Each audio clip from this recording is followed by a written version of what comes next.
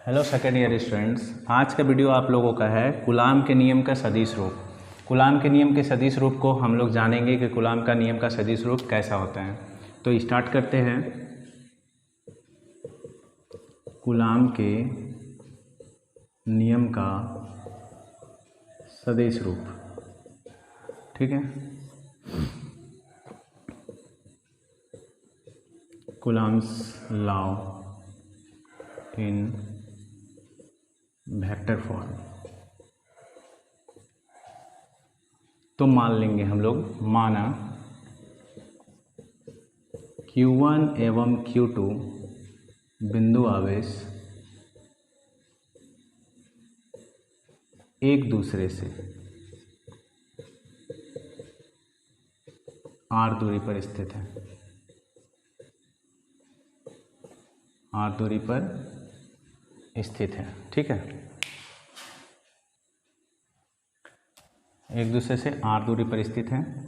तो हम लोग ले लेते हैं क्या कि Q1 बिंदु आवेश है, यहाँ ले लिए, और इसका ले लिए Q2। तो ये दोनों आवेश एक दूसरे पर जो भी बल लगाएंगे, अगर समान प्रकृति के हैं तो प्रतिकर्षण बल यानी कि एक दूसरे को धकेलेंगे, और अगर असमान प्रकृति के यानी प्लस माइनस एक दूसरे को खींचेंगे। लेकिन इसमें रूल यही है, मतलब नियम यही है कि ये इस पे बल लगाएगा और ये इस पे बल लगाएगा। तो इसके बल की दिशा जो होगी इस साइड होगी, ठीक है, और इसके बल की जो दिशा होगी ये इस साइड होगी।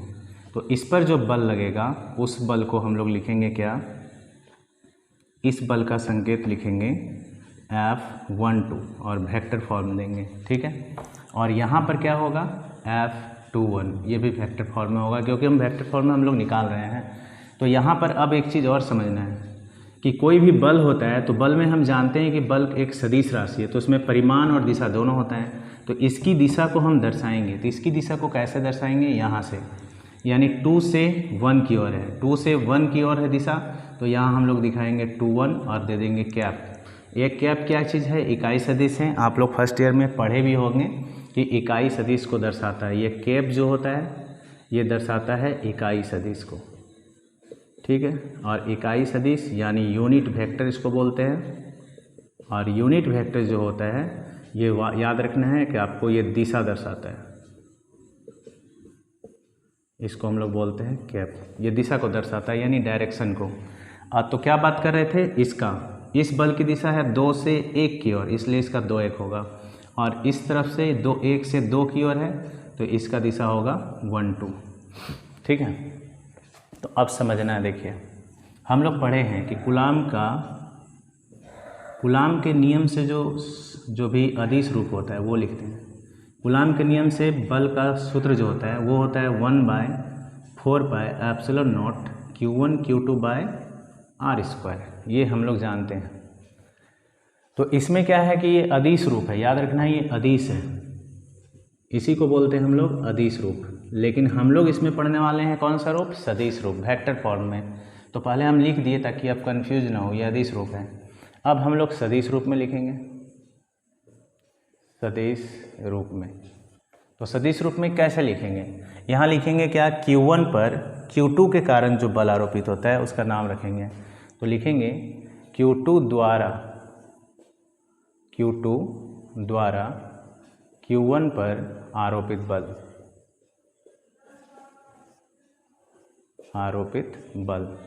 Q2 द्वारा Q1 पर आरोपित बल।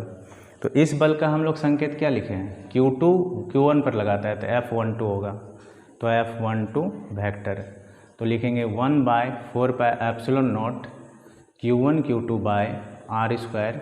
और इसका ये क्या है, ये मैग्नीट्यूड है, परिमाण है। तो यहाँ दिशा चाहिए इसको। हम जानते हैं कि बल में दोनों होता है, परिमाण और दिशा। तो इसका परिमाण ये हो गया। अब इसकी दिशा को कैसे लिखेंगे, तो इसकी दिशा देखिए, इसका डायरेक्शन जो है ये बताता है, तो इसका डायरेक्शन हो जाएगा r21, ठीक है। इसको हम इक्वेशन ले लिए फर्स्ट। अब इसी प्रकार जैसे हम इसका लिखें उसी तरह दूसरे साइड से लिखेंगे इसी प्रकार। इस बार Q1 पर बल लगा रहा था इसमें, इस बार लगेगा दूसरा कि Q1 द्वारा Q2 पर आरोपित बल। तो Q2 द्वारा Q1 पर आरोपित बल यानी Q1 द्वारा Q2 पर आरोपित बल। तो Q1 Q2 पर बल लगाएगा तो इसका ये वाला संकेत है। तो यहाँ हम लोग लिखेंगे F21 बराबर 1/4πε0 Q1 Q2 bye are square, और इधर से संकेत इसका ये होगा जो इसके डायरेक्शन को दर्शाता है। इक्वेशन हो गया सेकेंड। ठीक है, एक बार देख लेते हैं रिकॉर्ड हो रहा है कि नहीं, क्योंकि बहुत बार होता है कि बना रहे हैं रिकॉर्ड ही नहीं हो रहा है ना। तो यहाँ ये हो गया। अब यहाँ समझिए, चूँकि R12 एवं R21 ये क्या है, इकाई सदिश। ये इकाई सदिश है जो दिशा को दर्शाते हैं, दिशा दर्शाते हैं, और इनका जो परिमाण होता है, इनका परिमाण 1, अर्थात हम लोग लिख सकते हैं कि समान होता है। ठीक है, एक लिखने का मतलब बस मेरा कहना यही कि दोनों को हम बराबर करने वाले हैं। एक बार फिर से, माना Q1 Q2 दो बिंदु आवेश से एक दूसरे से r दूरी पर स्थित है। Q1 Q2 दो बिंदु आवेश है, इन दोनों के बीच की दूरी क्या है, r, यानी डिस्टेंस हो गया r।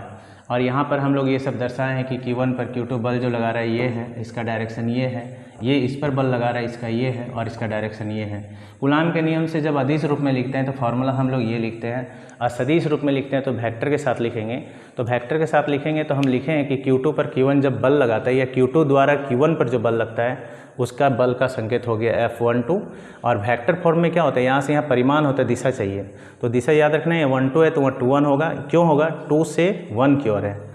इसी प्रकार अगर Q1 द्वारा, यहाँ Q2 द्वारा था, यहाँ Q1 द्वारा अगर Q2 पर आरोपित बल लगाएंगे तो होगा F21। F21 का मान 1/4πε0 Q1 Q2 bye are square, यहाँ R12 होगा क्योंकि इसका डायरेक्शन 1 से 2 की ओर है। अब हम लोग जानते हैं कि R12 और 21 जो है इकाई सदिश है जो क्या करता है, दिशा को दर्शाता है, और इनका परिमाण क्या है, 1 होता है, अर्थात दोनों का परिमाण समान होता है।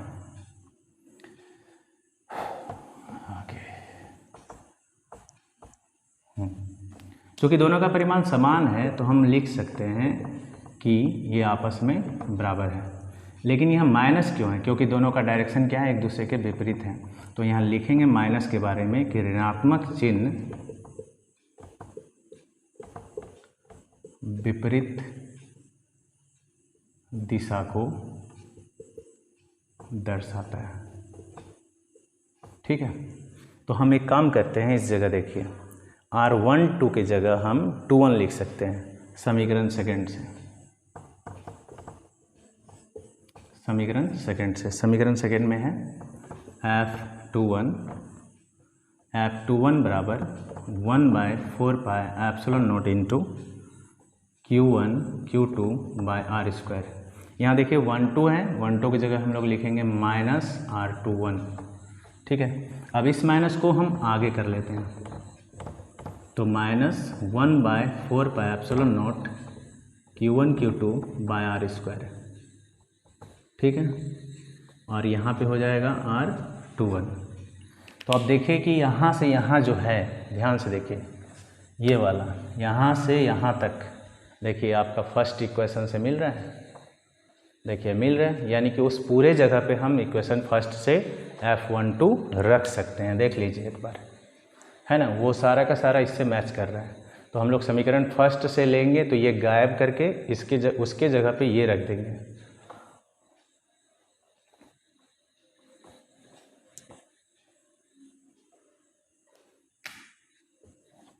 तो क्या लिख देंगे, लिखेंगे हम लोग समीकरण फर्स्ट से। तो यहाँ लिखेंगे F21 बराबर -F12। देखिए ये प्रूफ हुआ। क्या प्रूफ हुआ, अर्थात दो बिंदु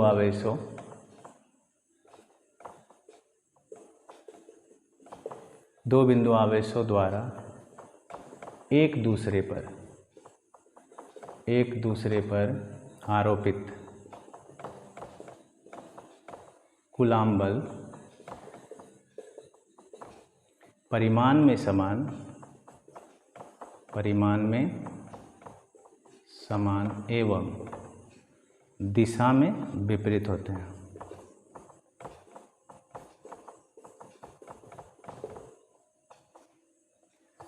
या तथा इससे ये भी पता चलता है कोकुलाम का नियम न्यूटन के तीसरे गति नियम का अनुसरण करता है। ठीक है, बस आप लोग बने रहिएगा और देखते रहिएगा मेरा वीडियो। ठीक है, आप लोगों के एग्ज़ाम के लिए मैं पीछे से रिवीजन का सारा टॉपिक लेके आता रहूँगा। आप लोग नए हैं तो सब्सक्राइब ज़रूर कीजिएगा, अपने दोस्तों को भी बोलिएगा।